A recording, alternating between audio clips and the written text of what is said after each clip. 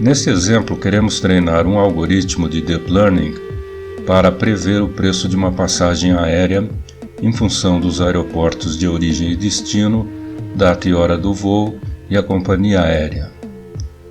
Temos 4 entradas mencionadas acima e o preço como variável target. Optamos por uma configuração com 5 camadas de neurônios.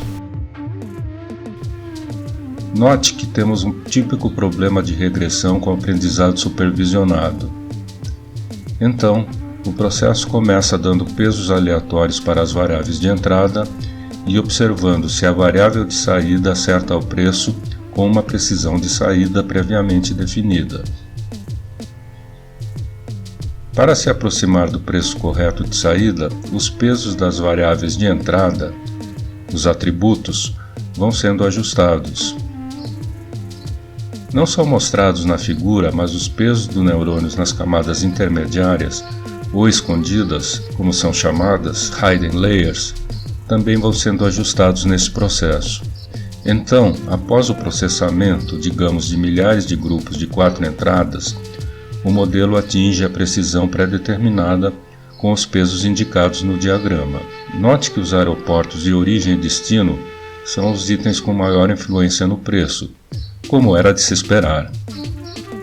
Esse foi um exemplo bastante simplório, apenas para ilustrar o funcionamento básico do algoritmo. Na verdade, o Deep Learning tem sua maior aplicação indicada quando os atributos são muito numerosos para serem processados e são notadamente redundantes. Isto é, muitos dados, porém pouca informação, como no caso de reconhecimento de imagens. Veja na figura para reconhecer os números de 0 a 9.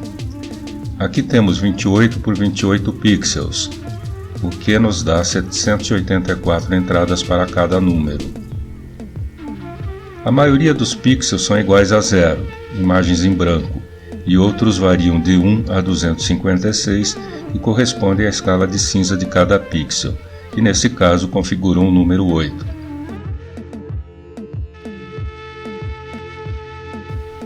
Similarmente, para reconhecer a marca de um carro em uma estrada, todas as informações sobre a pista e o ambiente são irrelevantes. Neste caso, as entradas serão compostas por 32 por 32 pixels, se for escala de cinza, ou 3 vezes isso, se for em cores na escala RGB. Esses dados serão transformados em um conjunto reduzido de características, ou seja, os atributos mais representativos.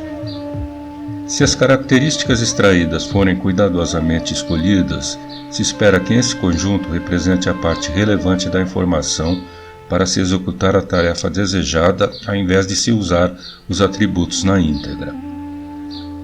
Veja nesse exemplo de identificação da marca do carro como o algoritmo vai processando a imagem por partes, primeiro as arestas e depois partes do objeto.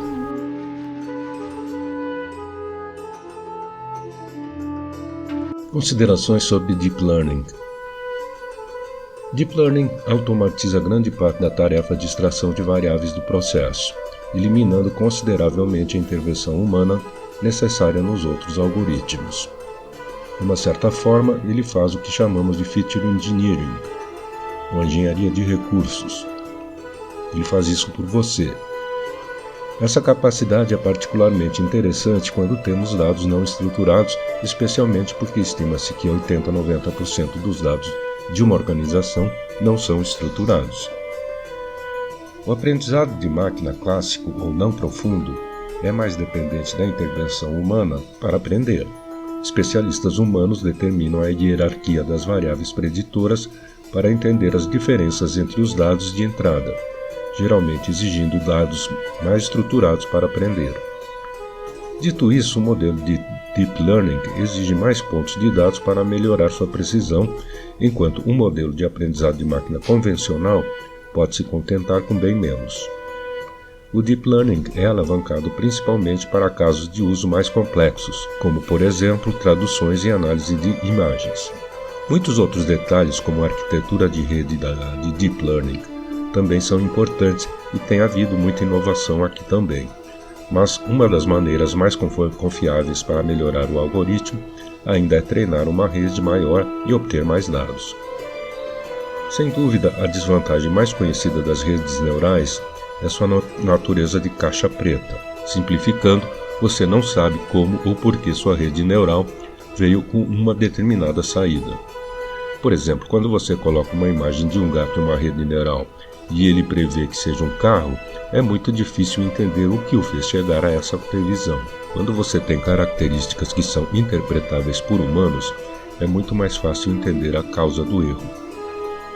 Por exemplo, algoritmos como árvores de decisão são bem interpretáveis. Isso é importante porque em alguns domínios a interpretação é crítica. É por isso que muitos bancos não usam redes neurais para prever níveis de créditos para uma pessoa. Eles precisam explicar aos seus clientes por que não conseguiram um empréstimo. Caso contrário, a pessoa pode se sentir injustamente tratada. Isso vale também para sites de redes sociais. Se um algoritmo de aprendizado de máquina decidisse excluir a conta de um usuário, o usuário teria direito a uma explicação sobre o porquê.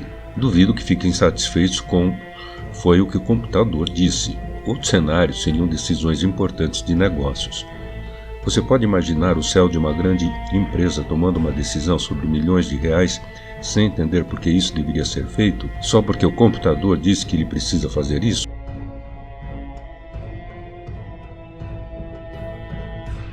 Uma das bibliotecas Python mais poderosas e fáceis de usar para desenvolver e avaliar modelos de aprendizagem profunda é o Keras. Ele envolve as eficientes bibliotecas numéricas de computação Theano e TensorFlow. A vantagem dele é principalmente que você pode começar com redes neurais de uma maneira fácil e divertida.